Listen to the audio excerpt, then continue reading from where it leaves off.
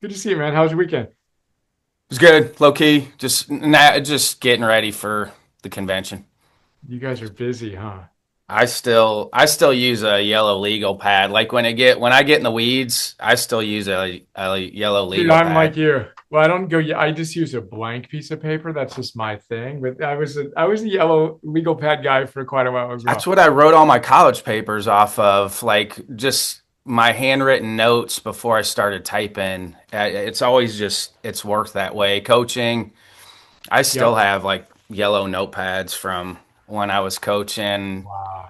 I don't usually go back and look at them, but it's just, you know what it's kind of like good reminders of even when you think like you're behind or you can't get stuff done, it's like just good reminders like, okay, you've done a lot of this in the past and you might feel like you're drinking from the fire hose right now, but you're going to be fine. Yep. 100%. It's exactly how I prepare for all my classes and keynotes and whatnot. It gets into keynote eventually, but just that visceral feeling of writing something down, I find to be like slows me down, gets me out of the buzz of technology, and I can actually think and do good work. Yep. Yep, So for sure. 100%. All right, here with What Brian up? Johnson, author of Areté, founder of Heroic, the Heroic app, but soon to be releasing the Philosopher's Notes, but speaking on the Made stage this year in Columbus in a couple weeks. So, Brian, thanks for jumping on with me. Brian, thrilled to be here, man. Looking forward to our chat. Hey, when did you decide to move to Austin? Great question. Wife decided she wanted 5.5 years ago. She wanted less house, more land. Was from California. We're like, all right, where do we want to go? It's right before everybody moved to Austin. Pre-diaspora. I took the last flight before COVID shut everything down. Put an offer on the place we're in, and we've loved it here. I'm an avid Tim Ferriss listener, and it seemed like he kind of started the Yeah. train along with others to get Ryan people. Holiday and him were the two that, Yes. that were like, if it's good enough for them, it's good enough for us. Let's go. Hey, and I have seen the Phil Stutz documentary. And I know you mentioned him quite a bit. Is he a do you consider him a mentor to you? Dude, I consider him I've been blessed to have a number of human beings, mostly men, who have really impacted my life. Number one, I mean, I've done almost 500 one-on-one coaching sessions with him. If I don't have the most all time, then I'd like to meet the guy that's got had more. But he's just, I mean, he's kind of become my spiritual father, and just says the things that I've been studying, ancient wisdom, modern science, in a really practical, grounded yet spiritual way that has really resonated with me. And he's just a wonderful human being that's really impacted me deeply. You're abnormal in that way when you say I have men as mentors. I think it's really hard for some men to be able to connect with other men and find mentors. Do you have any tips for that? It's been hard for me. I mean, I get goosebumps saying that. Like, I think that's right. I think that particularly men of our level of ambition, who are really committed and tend to be in a position of leadership, and we're the coaches, right? Who are coaching others. So for me, it's been a struggle. I know I've been blessed to have, some investors and board members of mine who drove me as an entrepreneur, and then some kind of philosophical guides. But really, there's two that were the most impactful, and I feel blessed to have found them. One guy I worked with for 3, 4 years, Steve Chandler, who's a great coach. He's kind of like a recovered alcoholic. My dad was an alcoholic, so it was like almost like the healthy version of my dad, who never moved through that. It was great. And then took a little gap, and then worked with Phil. But for me, dude, for me to kind of submit myself in that relationship requires someone that's performing at a very, very high level. And at the risk of being immodest, like, I need someone who's demonstrated a level of mastery on what I want to master with them. That's going to be X steps ahead of me. So it's been a challenge. But then what I found was when I did find resonance, I went all in. So when I read Phil's book, I bought it for everybody. I mean, I literally sent, I don't know, dozens of copies, and then I interviewed him and his co-author, and I literally knew I wanted to work with him. I didn't know which one. And I said it's like choosing between Obi-Wan Kenobi and Yoda. Like you got Phil who created it, then his co-author. I'm like, you kind of have to go with Yoda. In that you got the choice, you got to go with Yoda, right? Anyway, then I go all in. So there's a very high bar for me to trust someone enough to put them into that role in my life. Then I'm going to maintain my autonomy, of course, but then um, when we get clarity, like I do what we agree is right, and then it's about action, and then I want to make them proud. I mean, there's a true, like, for me, a good mentor mentee relationship, whether I'm the mentor and coaching someone or I'm being coached, I want to be the best demonstration of their philosophy ever. Like that's the standard that I set myself to. And then I found with me and Phil and Steve before, like the relationship's really, really exciting. Like there's a level of coherence and integration where you're doing some really good work together and showing up excited to go next level, you know? And one of my favorite things is the way that people talk about you when you're not in that room, and a lot of people feel that way about you. How you feel about those two guys, a lot of people do feel that way about you. Oh, dude, I appreciate that. And then my commitment on that side is it's both ways. I want to be worthy. You know, for me, the Navy SEALs got it right. You know, you go through their training and buds and Hell Week, and then when you graduate, they give you the card. And I have two of them that I got from SEALs that I've been blessed to work with. That you got to earn your trident today. Congratulations, you just went through the hardest training ever. Today's the day. Earn your trident again. So for me, I just want to show up, do the work, be worthy, to be in a position of hopefully I've got, a step or two in the domain that I've chosen to master: ancient wisdom, modern science, meaning, purpose, excellence, peak performance, etc. So that means a lot to me. And I know that's how we connected, through a couple of one of my oldest friends and new friend in Brian. And yeah, man, just doing the work. To me, that's what it's all about. And I'm preaching to the Pope right now, but it's process, process, process, process, and look up and hopefully you're worthy of playing a role in different people's lives. And you've had a ton of great experiences, but how do you take all that you've done, and whittle that down to actually writing a book? Yeah, I mean that book. There were two books I could have written. I could have written the book, which was like the distillation of everything I've done. That book is basically like a best of. So Areté is, it's 451, which is related to the 451 degrees Fahrenheit you need to ignite a fire. It's 451 little micro ideas, distinctions to help you close the gap, be your best self. So that's basically a best of like a decade's worth of writing. So it was more of an editorial process and a curation than it was like a start from page one and get to the end of the book kind of thing. So that book took me 25 years to write, and then just put it together. I think it does remind me of like Tribe of Mentors and Tools of Titans. I like it because you can just pick it up at anywhere and start reading it. You don't have to go from start to finish. I like that you can just flip open a page and fire away and get something out of it. Yeah, I appreciate that. And then for me, and Phil Stott says this, the only good philosophy is one that ends in action. So it has to end in action. It has to end in action. It has to end in action. Like theory to practice to mastery, that's my obsession. So in 2 pages, can I give you a distinction? And then can I get you in action and make you a little bit better than you were before you read that? And I like that you talk about anti-fragility. I don't think society is talking about that enough now. I did an interview last week with a guy named Ben Bergeron, who is one of the world's best CrossFit coaches. Yeah. I have his book. Dude, one of my favorite books. Okay, so my book is called Areté, which of course is the Greek word for excellence. His book is called Chasing Excellence. So we're like soul brothers, It's like, all right, chasing Areté. The interview that we did together, that's all we talked about was forging anti-fragility. And this is, I tattooed my body with anti-fragile confidence when I have the opportunity to work with elite performers like, Naval Special Warfare, Special Operators, and Notre Dame Football. Luke Donald, we talked about, you and I, that's literally what they bring me in to talk about.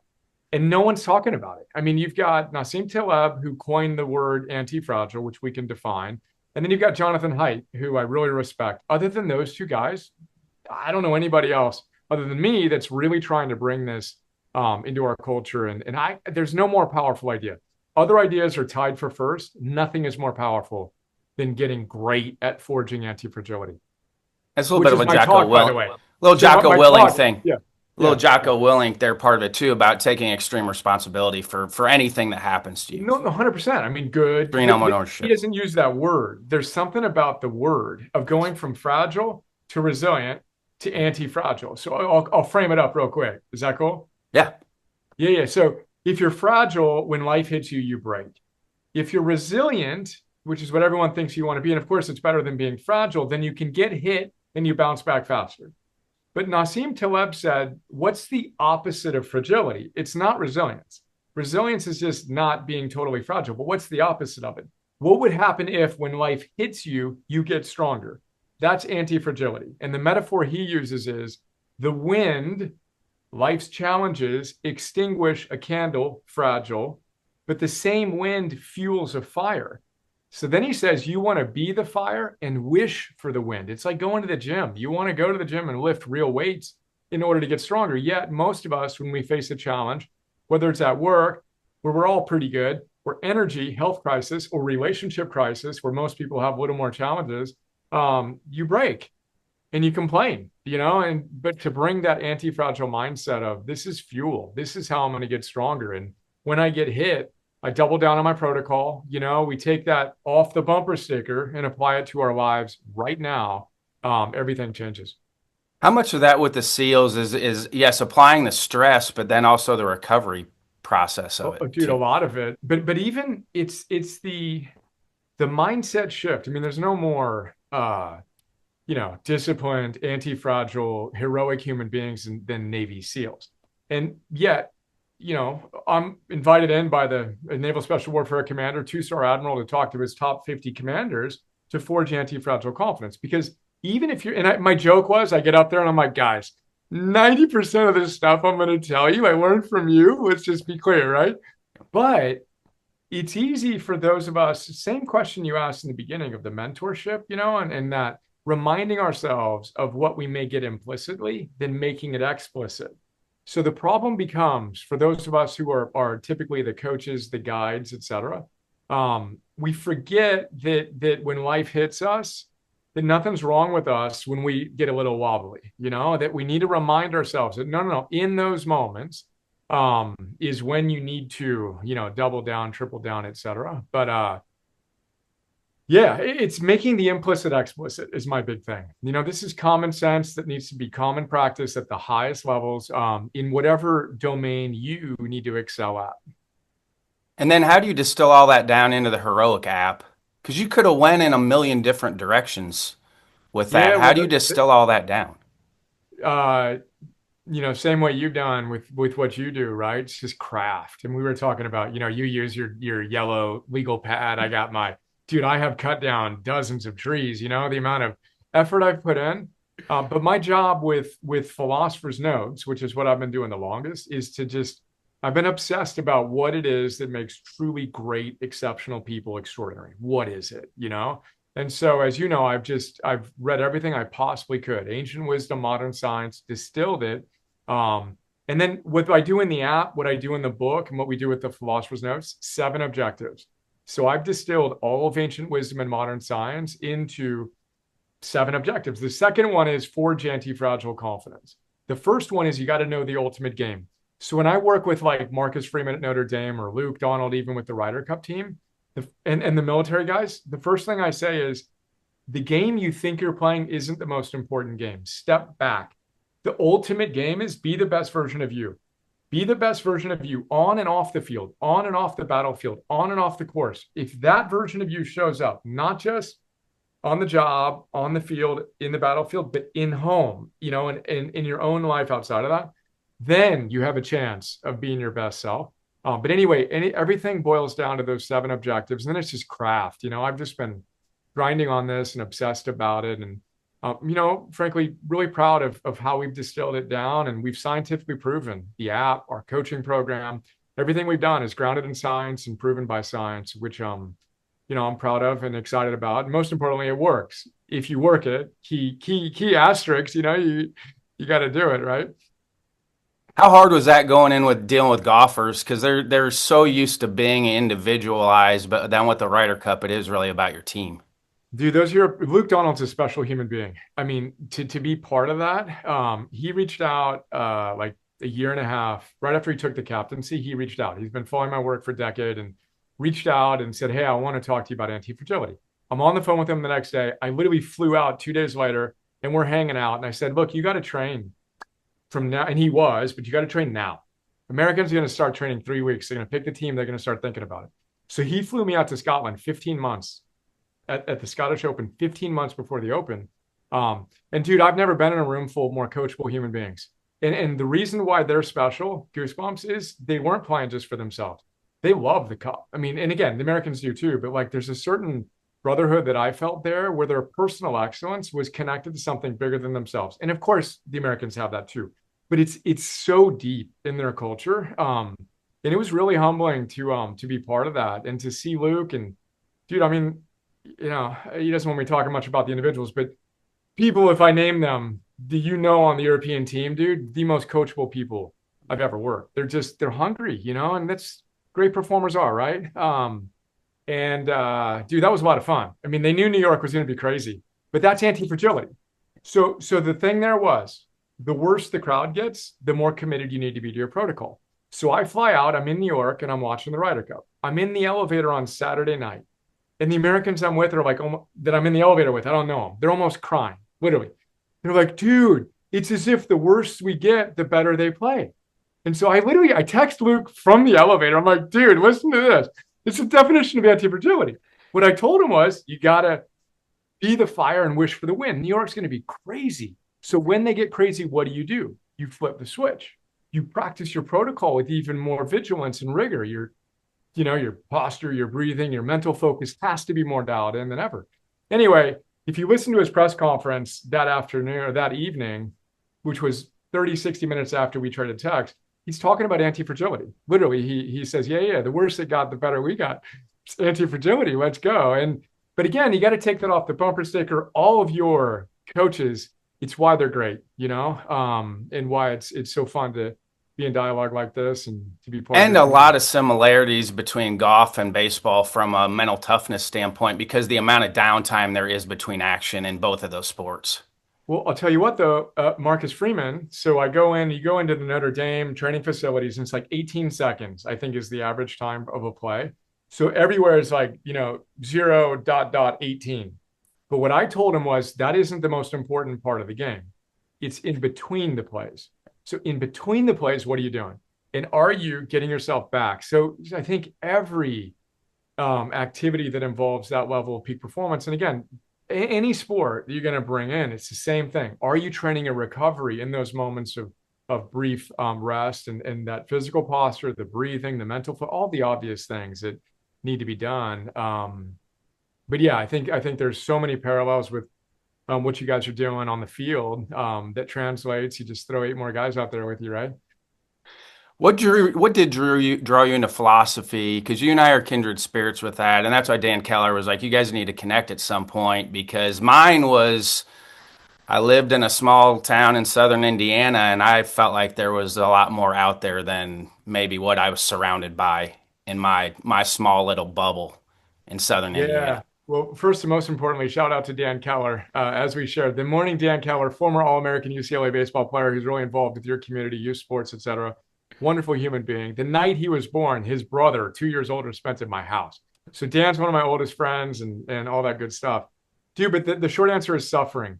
My dad struggled with alcohol. His dad struggled with alcohol, killed himself. I had my own psychological challenges as a young man. And my joke is I seem to have lost the genetic and the environmental lottery on that side of things, and having experienced that suffering and personally wanting to figure out how I can go from wanting to end my life, which is where I was 25 plus years ago, to creating a life. I've figured a few things out, and we're all human, but I'm at this point, I was here and I know what I did to go from here to there. So it's been an obsession, and I just feel like this is what I'm here to do, is to take my own suffering and to channel it into tools that we have a lot of people that want it in their lives, man. Gives me tears in my eyes that have found Numbers us. are still going up. I talk about it on the circuit. Numbers are still, we're over 50,000. 2 years ago when the CDC numbers came out for suicide, we're over 50,000, and 76% of those are white males between like 15 and 55. So it's affecting everyone. Everybody. I Everyone. mean, and everybody, so then those of us who may be performing at a peak level, like under the hood, we've just got a lot of these unresolved challenges that it's just part of what makes us human, So wherever individuals are on the spectrum of of their current performance. And everyone's different in different domains. Some people, it's like work's great, the relationships are tough, or health challenges.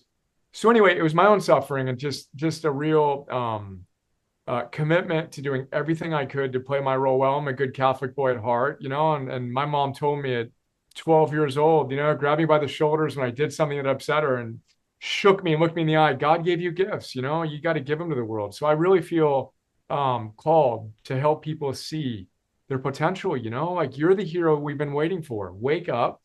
Isn't a dress rehearsal. Let's go is kind of the ethos that drives me every day. It's the hard part with social media, though, now is because you see everybody's best bolts. So I think as a high performing male, you may be struggling in some areas, but you're going to look and you see, well, they've got all the boxes checked off. And most people very rarely have all the boxes checked off. Yeah, we can put that into the bucket of spend as little time as you can looking at that, and it's all, if I curse, nonsense, right? So it is what it is, but comparison's never going to make us, get where we want to get, and then for me, it's less of that. But then in coaches, like when I work with the Naval Special Warfare guys, for example, I call them out, dude. Like it frustrates me that like coaches aren't in the best shape of anyone on the field. Marcus Freeman, when I first met him, I'm like, dude, he came on to Zoom, and I'm like, dude, you're exactly what a football coach should look like. I don't understand. Baseball coaches are out of shape. Dude, that it's untenable. Like leadership 101. Do what you say you're going to do, model the behaviors you want to see from your players. Like, and I share that in this context because the downstream effects of an out of shape coach are psychological. Physiology is driving your psychology. So if you're struggling in any way with any of those issues, and as a guy who knows what it's like to be struggling so desperately that I want to end my life, you solve that with your eating, your moving, and your sleeping.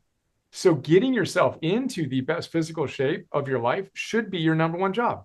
You should be a disciplined athlete. Almost all these coaches that, part of your community were elite athletes in their own regard, right? Or aspired to be. Why aren't you now? Why aren't you in the best shape of your life? And I literally say this to the Navy SEAL commanders. I'm like, dude, I'm 51 years old. I'm in the best shape of my life. Like, this is easy for me now. It's not complicated. This is how I eat. This is how I move. This is how I sleep. How are you not? And again, I'm 51. I'm not going to be, at the same capacity I was at 21. But you know what I mean? I love looking around the room. I'm going to say this when I'm at the event. What are you doing, guys? Step up, both as a leader, but also to deal with that underlying any psychological challenges that might be there. The fastest way to deal with that is your nutrition and your sleep and making sure your own physiology is dialed in. Let alone Because it is New Year's resolution time, and only 8% of those make it the 12 months. How does somebody kind of take those baby steps? I think people try to tackle too much. Like people are like, Yep. I'm going to do 8 million things to start the new year. How do you tackle those small baby steps to maybe get one Yeah, thing knocked out? this is the heart of my talk. So the heart of my talk is how to forge. It's all about forging anti-fragility and anti-fragile confidence. So anti-fragility we define. Confidence we will define as well briefly right now. It means confidere, intense trust. So if you want to have intense trust in any relationship, starting with yourself, what do you need to do? You need to do what you say you will do, right? So if you say you're going to do certain things, you need to do them. But now it can't be the 8 million things. So the exercise I have people do is imagine you at your best in the past, right? What did you do? And then what did you not do? And literally, I will have our guys and women do this, do and don't. Make it very, very simple. When you're at your best, what do you do? What do you not do? And then circle the number one thing that you know you need to start doing and the number one thing you know you need to stop doing. And paradoxically, it's the kryptonite. It's the stuff that you know you need to stop doing that will change your life the most. But then you just radically, ruthlessly, relentlessly simplify, and then it's process. I mean, again, any great coach is going to focus on the process. So let's simplify it, get that checklist going, and let's go. And then the key, though, is the worse you feel, the more committed you are to what I call your protocol. That's what Phil Stutz taught me that became anti-fragile confidence. The worse you feel, the more committed you are to your protocol. That's how, when life hits you, you don't break and go do all this stupid shit you do when you're not plugged in, vicious off the rail stuff, and then your life spirals out. When you get hit, the moment you get hit, you say life's challenging me. I'm going to double down on my protocol.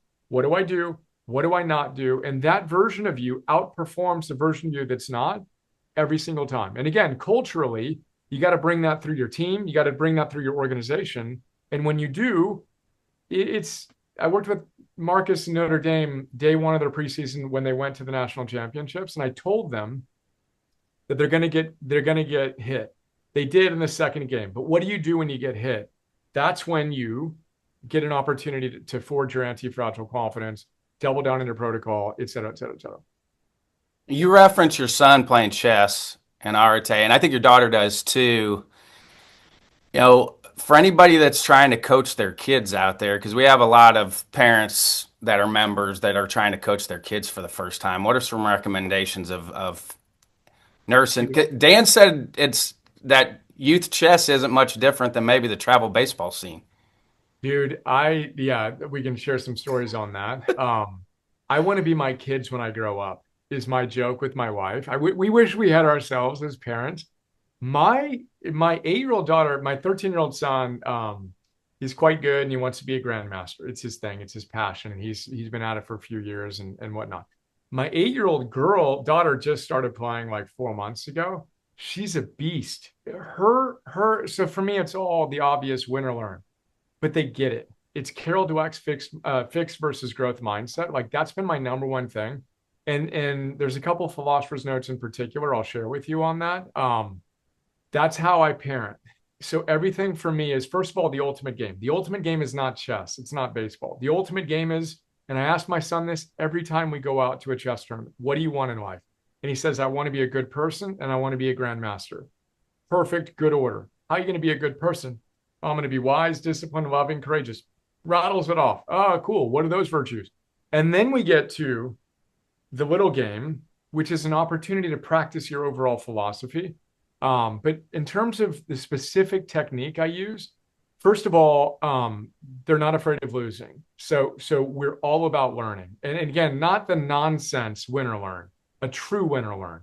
So after every single game that he plays, and in chess, you play like, 5 to 7, 2-3 hour games, 2 or 3 a day over 3 or 4 days.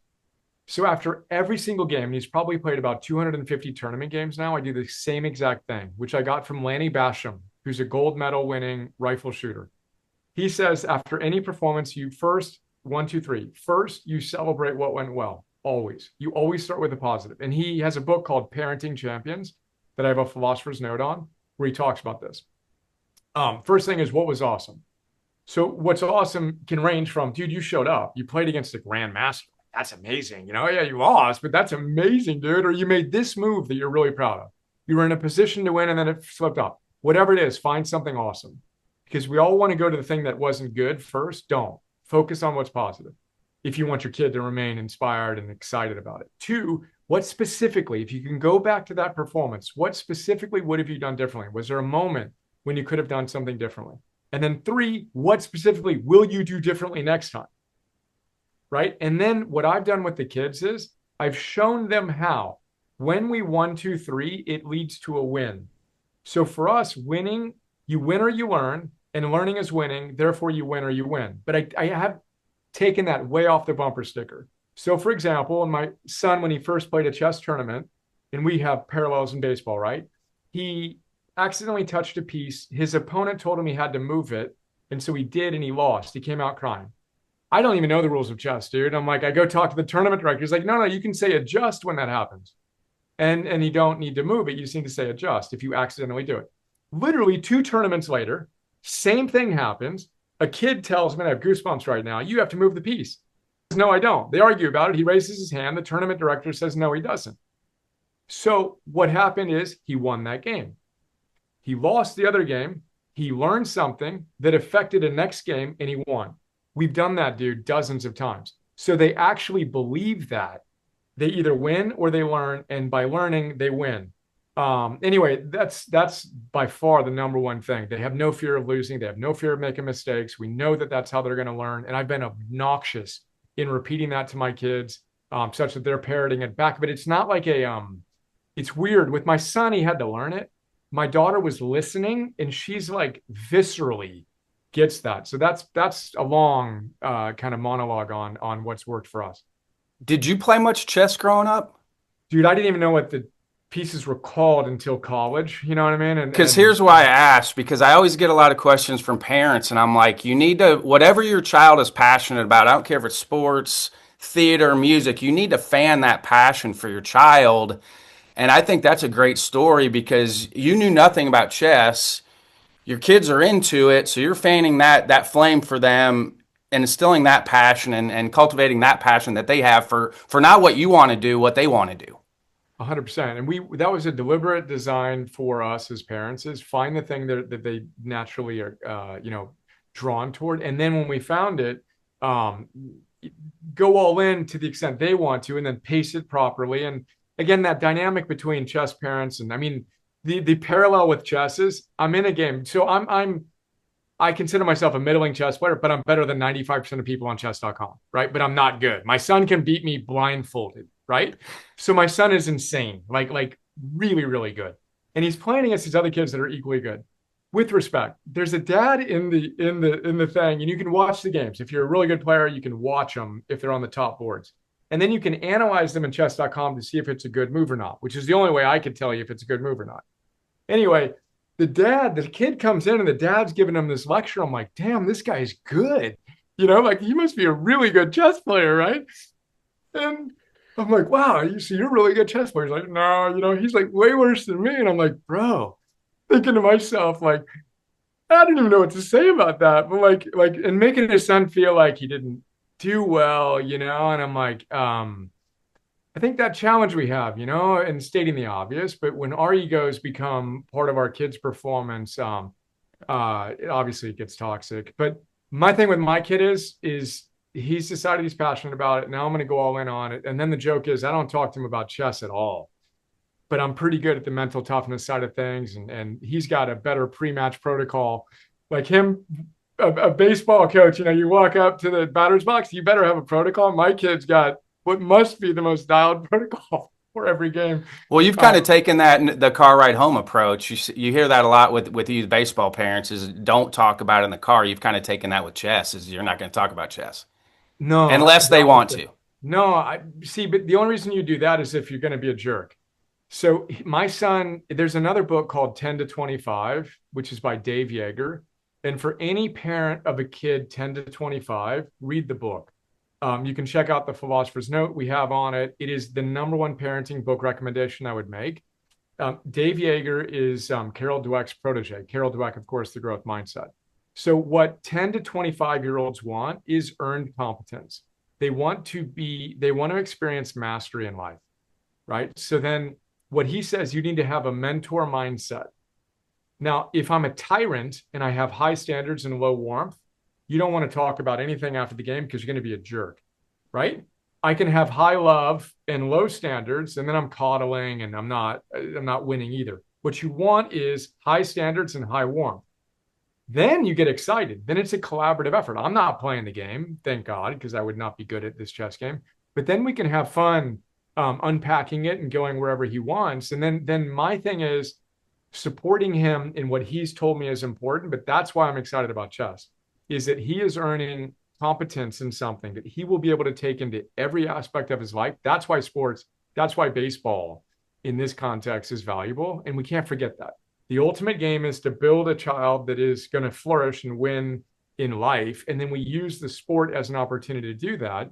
But then we need to practice it. So what Carol Dweck says is every time you experience a challenge in your life, like if it's fixing the faucet in the kitchen or whatever, rub your hands together and say, I love hard things. I love challenges. Wow, that's great. And I did that, dude, obnoxiously, such that my own experiences, when I'm running our business, I'm facing challenges all the time. I talk about them.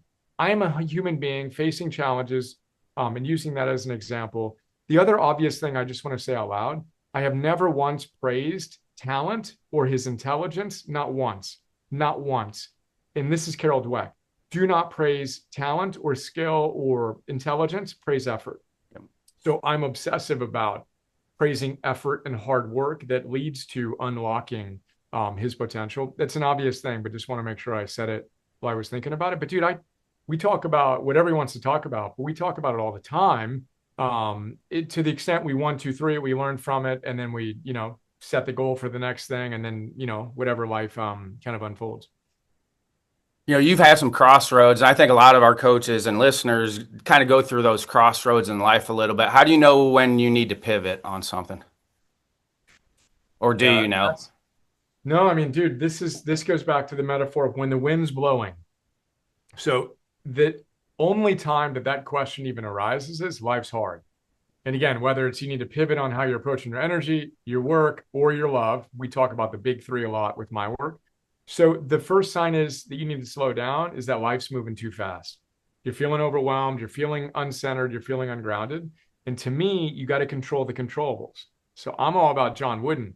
I'm a UCLA guy with Dan, right? What did he teach his basketball players? The best of his generation.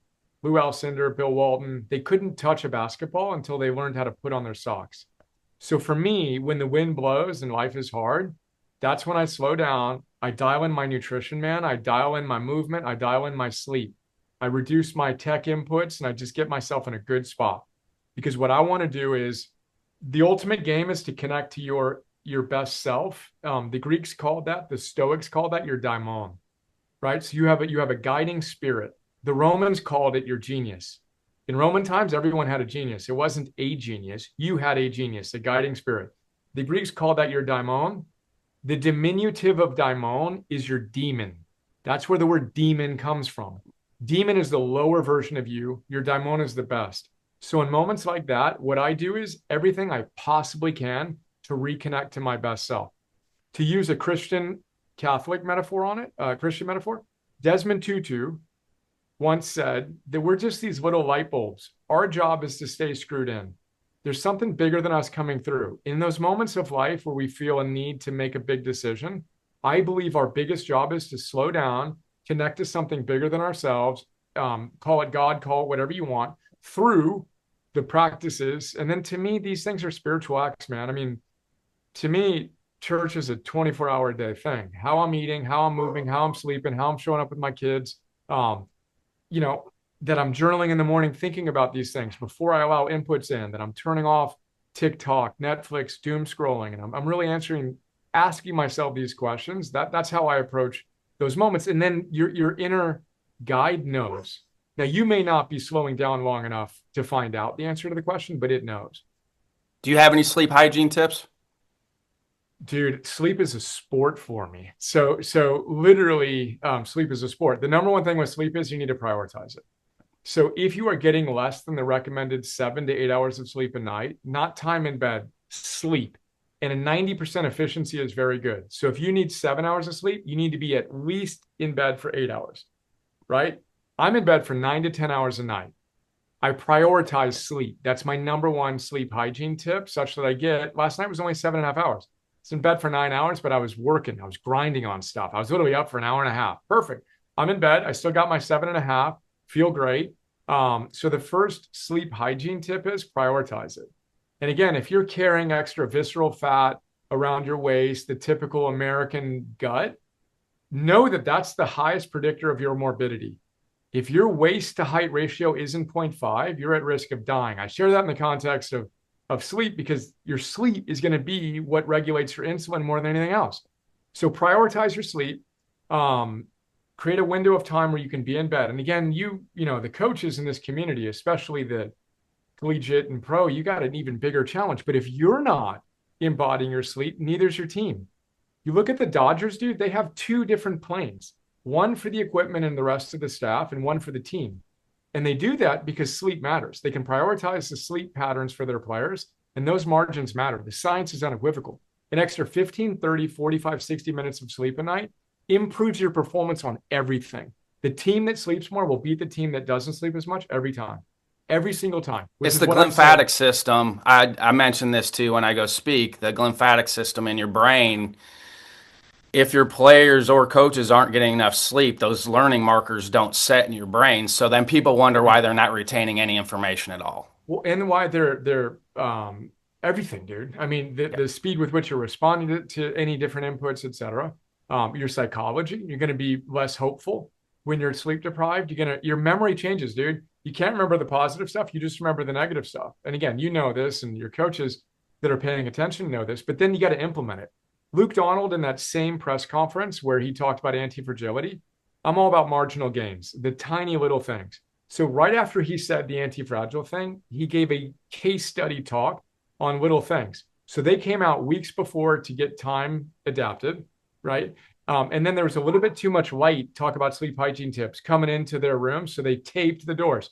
And then this wasn't quite right. And that wasn't quite right. So if I was a coach of any baseball team, particularly the collegiate and professional levels, these little things on eating, moving, sleeping, you look at what these athletes eat, it's crazy, dude. I mean, the opportunities, marginal gains, and they're not even marginal on these basic, of course, everyone moves, but on the recovery and the fueling is huge.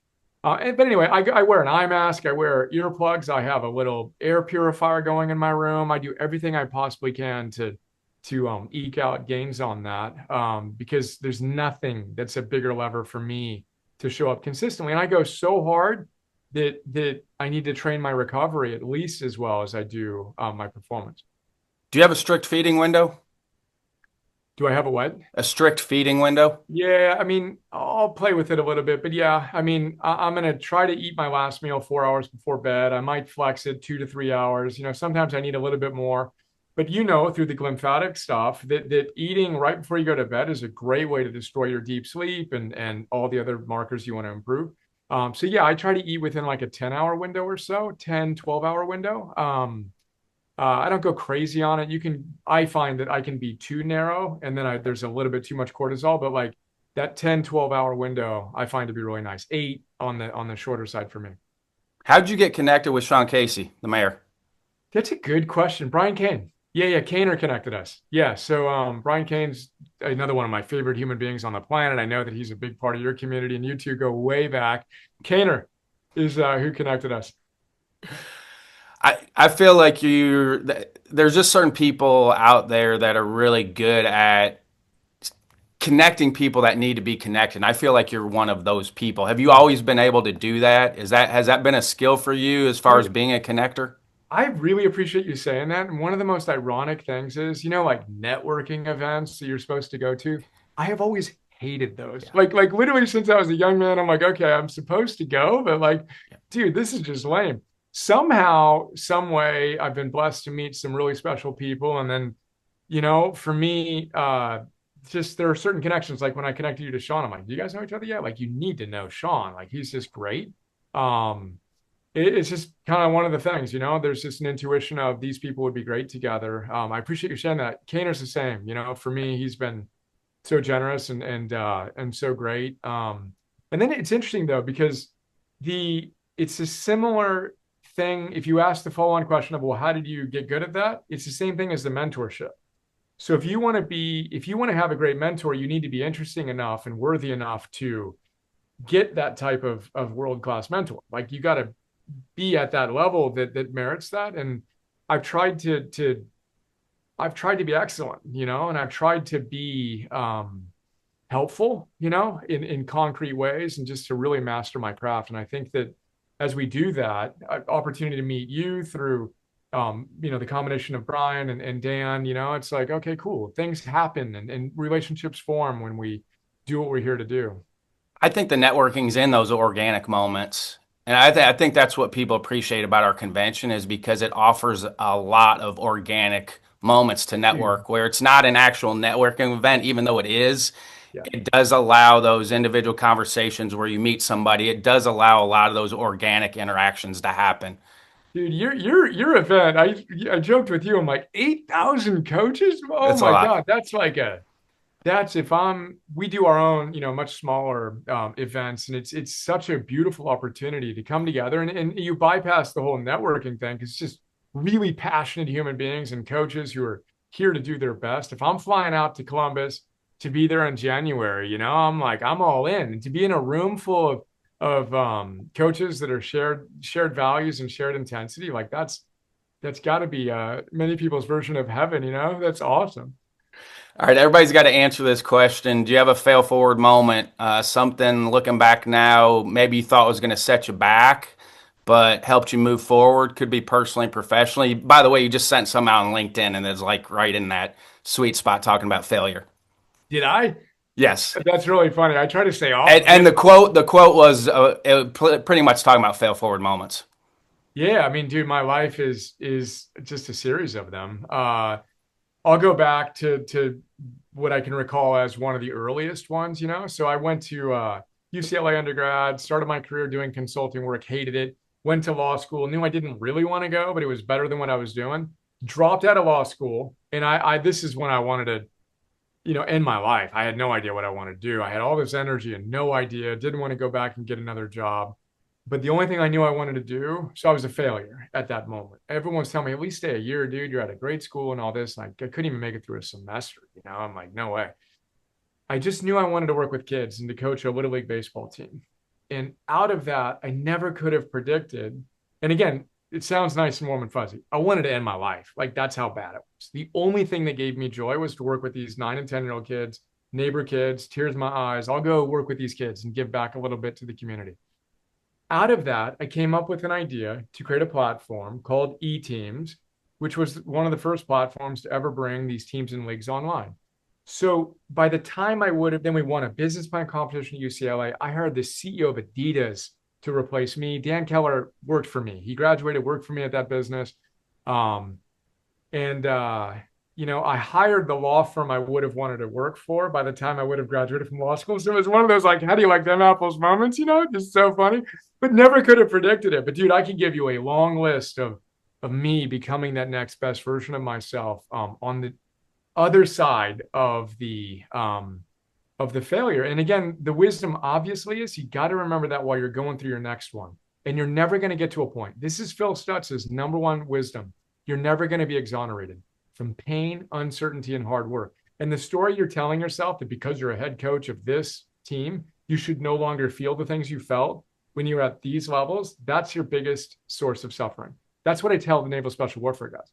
Dude, you're always going to have more pain, uncertainty, and hard work. You're going to have more opportunities to fail, but let's do it. Let's go through it with more grace and with more wisdom and discipline and love and courage.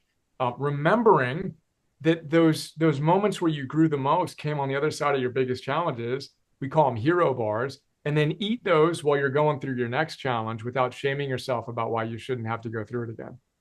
I just think successful people have a way of reframing all of that because what you think you want sometimes you look up 12 months from now, it's probably better than what you thought it was going to be or what you were hoping for at that point. So Ray Dalio, one of the wealthiest, most influential people in the world, he Yep. has a success formula, 5 steps. The first step is you have a big vision and dream. The second step is you fail.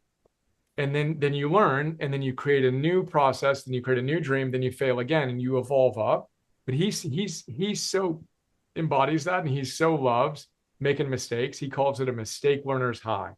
And this is what I'm frankly most proud of with my kids that I've been able to help them understand. They get excited about literally that no one likes to lose, and there'll be a little bit of emotion there, but they quickly know that that's how they're going to get better. And the willingness to go through that as fast as they can. To lose your fear of losing is Hikaru, who's one of the top chess streamers. Literally, my kids told me, he just told him last week, you got to lose the fear of losing. Goosebumps. 8 and 13-year-old parent, yeah, that's what we've been talking about for years. So I think when we can really, really get that, and then remember that in the moment we're going through it, it's easy for me to say it to you, you to say it back to me. But what happens when I experience it and you experience it? Do we remember that? And are we able to, for me, double down on the protocol, use it to get stronger, et cetera, et cetera? You've been in those rooms with elite organizations and highly competitive humans. How do you get all of them to buy into something that's larger than themselves and not focus on themselves individually at times? Dude, I find that group to be the most coachable. It's crazy. The thing that I have learned from, and it gives me tears in my eyes, dude. Like the thing that I've learned the most being in those rooms is their humility.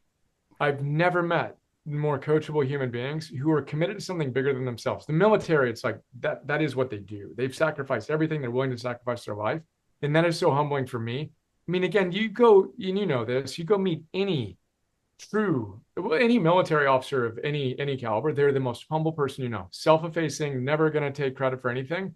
It's changed me. It's made me a better person. And then I mean, the Marcus Freemans of the world and the Lukes and the Rorys, like these guys are the best or the most coachable. It's really, really been a beautiful thing to see, and to be able to have so much confidence that you're not perfect, you're never going to be perfect, and you're just so excited to close the gap, and you're so hungry to learn the next thing that might be the thing that unlocks your next potential.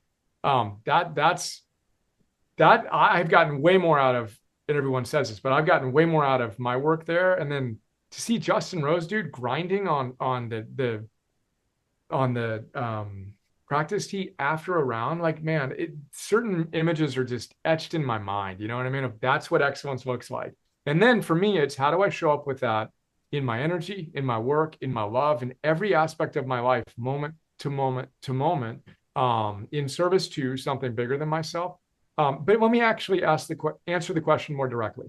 The way that I put it up, and I'm going to do this for you in January.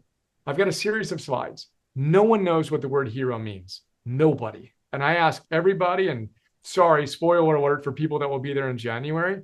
You can raise your hand when I say, does anyone know what the word hero means? You'll know the answer. The word hero means protector. It doesn't mean killer of bad guys, tough guy, or anything like that. When they came up with the word for hero, it meant protector. There's a victim that complains about life and a hero that goes and does something about it. So what I do is I teach people that they need to live for something bigger than themselves. That's what it means to be heroic. The hero's secret weapon is love. You have that strength for two because you're committed to someone and something bigger than yourself. That's what great teams have. And again, that brotherhood, that sense of commitment to something bigger than ourselves, whether it's our kids, our team, our community, the world, etc. That's it. That is the hero's secret weapon. And then when life's hard, you're always going to work harder for people you love. You know what I mean? Even more than for yourselves. And just reminding people of that. Anyone who has achieved any level of success knows that's true. They just need to remember it, more and more often. Any other resources for coaches they need to dive into? They're listening in. Um, I mean, again, sounds self-interested, but I'm excited to share Philosopher's Yeah, Notes. I am too. I mean, the thing that I I am too. get, this is how Luke found me. It's how I met Marcus through a general. This is what they do. Busy human beings who don't have time to read the books they want to read. I read them for you. I pull out the big ideas, and then they listen to them on the way to the stadium or the clubhouse or whatever, and they get ideas for that day's talks and stuff like that. But yeah, the practical tool I would recommend is think about that number one thing. So anytime I find myself really wanting to go next level or finding myself a little bit less centered than I want to be, it's what's the number one thing I could start doing right now that would most change my life, and what's the number one thing I need to stop doing. I've done that probably, certainly hundreds, probably thousands of times, and that's an everyday kind of thing. So that's the practical way to connect to your best self, that I think might be helpful. What are some final thoughts before I let you go? Thank you, man. I appreciate you. I'm thrilled that Dan connected us, and thank you, Brian, for, Brian O'Connor. I keep on referencing when he held up the Areté book, and I just admire what you're doing, your team. It's been fun to connect with Kurt, and excited to see you in January, and feel honored to have an opportunity to share this wisdom with your community. And I'm just excited about what we can do in the future. Thanks for your time, Brian. Appreciate you. All Thank you, right, sir. thanks, Ryan.